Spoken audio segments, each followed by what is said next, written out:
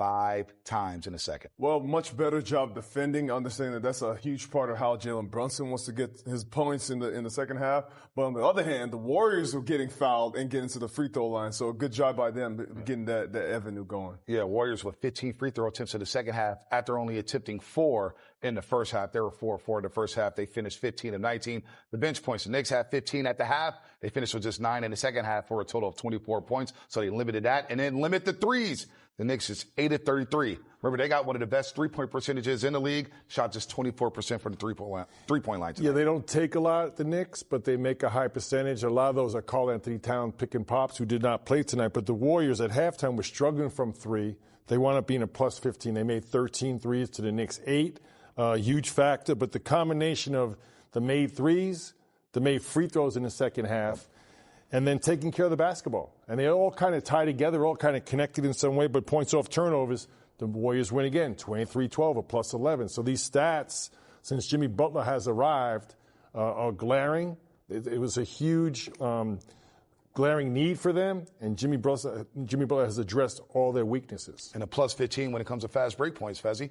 Fast break points, for you to get more fast break points, you got to get stops. Mm-hmm. To get stops, yeah, you can run, and you can get those shots in transition, which actually benefited guys like Buddy Hield. He had 10 points in the second half. Mm-hmm. You know, the role players for the Warriors are so important because we talk so much about the non-Steph Curry minutes. Well, those guys can get those easy baskets when the Warriors get stops. This is why I say defense is so important. You got to get stops, especially on the road. Getting those stops are really important because tonight, the first half, the Warriors had road legs. This is a back-to-back. It's going to be really tough to get going. But in the second half, when you get some easy ones, you get some layups. You saw Steph attacking the basket a few times just to get the offense going. Then those easier ones, the three-point shots start getting easier because now guys start putting so much pressure on the basket. The defense comes down. You get wide open shots in the end of the second half. So I thought the Warriors did a great job of getting defensive stops that led to offense. Yeah, this Knicks team, defensive, their numbers are really strange for a Tom Thibodeau coach team.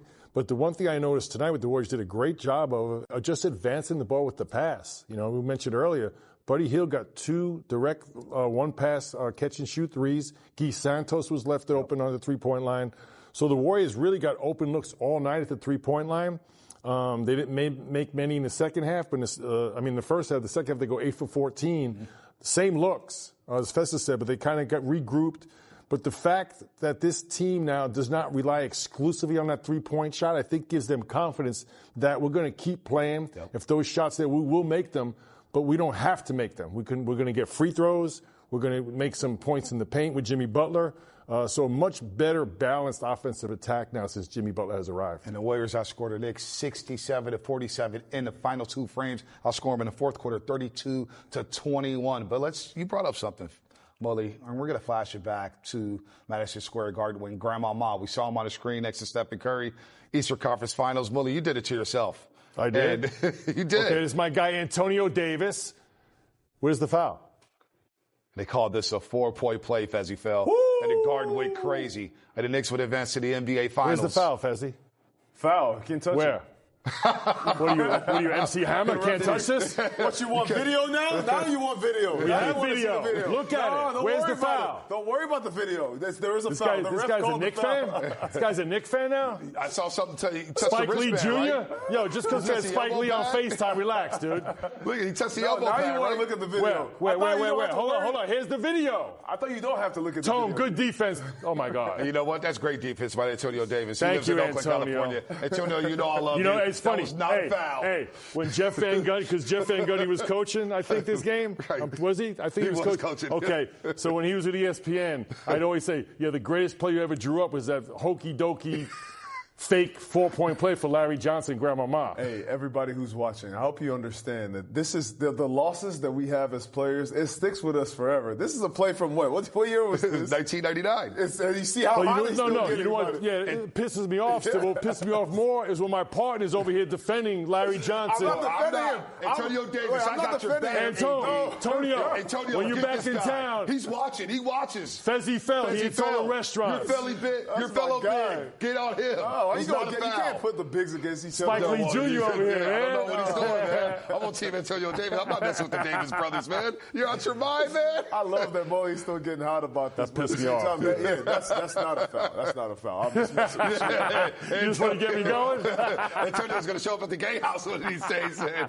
You better Dale take might that be there, back. too. Yeah, you don't want to mess with the Davis pros. Brandin Podziemski, you may not want to mess with him right now. He's playing some good hoop for the Golden State Warriors. Back-to-back solid nights for Brandin Podziemski last night in Charlotte and tonight. Man, he controlled the pace. Man, look, he controlled the pace. 19, 5, and 4 playing off the Stephen Curry. But first half, Bonte, 12 points. You know, it sounds, but they're only down 8. They could have been down 20 without Pod's offensive explosion in the first half. But again, I think Pods has a great feel for the game now, that he's healthy, confident in his three-point shooting. But I love the fact with Jimmy Butler, a lot of times when Jimmy kicks it back out, Pods has a live dribble. Now he's a threat for the three-point line. It helps his straight-line driver. You see so many times now he's not getting stuck, pivoting 2, 3, 4 times. It's either pull up 2, a nice little runner, or make the next right play. He's just making quick decisions. That's what I love about Pods right now. You get the ball, you either see it to drive it, you pass it, or you shoot it. That's really simple for him. And he continues to play with Steph and Jimmy Butler. He is a big threat.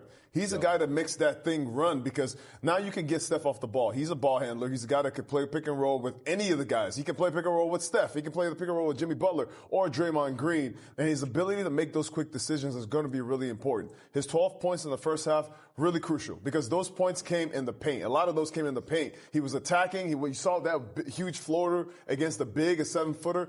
He's making great decisions. He's a very talented player, and the more he continues to play with those guys, the better he's going to be. These reps are so important for him down the stretch here with 20 games left. Pods is playing some really good basketball. So we take a look at the team stat comparison from tonight. You see the Warriors shoot 49% from the floor. Three ball started rolling in the second half, 8 of 14. They out-rebound the Knicks. They get to their magic number and 30 assists. They win the steals category once again. Block shots. How about the smaller Warriors with 7 block shots tonight? And they battle with the bigger Knicks in the paint. And again, points off turnovers of plus 11. Yeah, but the Knicks don't block shots. It's actually very surprising. They have 3 bigs in the rotation, and they don't block shots at all. Mitchell Robinson just came back, and then Karl-Anthony Towns not known for his defense. But the Warriors do get the win to improve to 3-1 on this 5-game road trip. Let's hear from the head coach of the Warriors, Steve Kerr, presented by BMW. Really good win. They all count, obviously, but this felt good, on the road on a back-to-back against a great team. And kind of hanging in there when shots weren't going in the first half. Just liked how solid we were for the whole 48. Every possession mattered, and there was a purpose, and Jimmy has a lot to do with that. But I give all of our guys a lot of credit because they're finding a real identity, and it's fun to watch unfold. What would you? I mean, you said a real identity. What would you describe? Two-way team. Last 10 games I think we're second in both offense and defense. Obviously small sample size, but that's when we got Jimmy. And, so things have clearly turned with him. He's a great complement to what we already do just with his ability to pass. But what he's adding is, that maturity and poise that, we've made the Andre comparison. He's not the exact same player as Andre Iguodala, but, he has the same, influence, just constantly reading what's happening, settling us down, and creating good possessions at both ends. What dynamic does it give you guys when he is aggressive and drawing fouls like that, getting to the line? Yeah, I mean that's obviously what we're looking for is to have a two-pronged attack, with. Obviously, Steph is the guy who's going to create a lot of chaos and havoc and come off screens. But we need what Jimmy's doing. 9 free throws tonight. He kind of, just bludgeons people in the lane. His footwork is incredible. My favorite play of the game was his jump stop, the foul at the basket, and let everybody fly by and goes and lays it in. Not many people do that anymore, but. You talk about playing off 2 feet in order to avoid mistakes and turnovers. He epitomizes that. With that kind of strength, he can envision, he makes that jump stop in the lane and he can score, he can find shots behind the play. And it's part of why he keeps things calm out there for us. So it's really fun to watch. Talk about their basketball IQ all the time. How much did you see that play where Draymond gets the ball, hits Jimmy inside, Jimmy hits Steph for the three? Yeah. I mean, those three guys are really a good fit for that reason. They all have great vision, great feel for the game. I think you can add Brandin to that. The four of those guys all really have a great sense of the game. I thought Moses was fantastic tonight. His defense, he did a great job just staying disciplined with Jalen, making him make mid-range shots, not biting on pump fakes. And he scrapped out about 3 or 4 loose balls, diving on the floor. So Moses was fantastic. What do you think was the biggest difference between the first half and the second half of the game?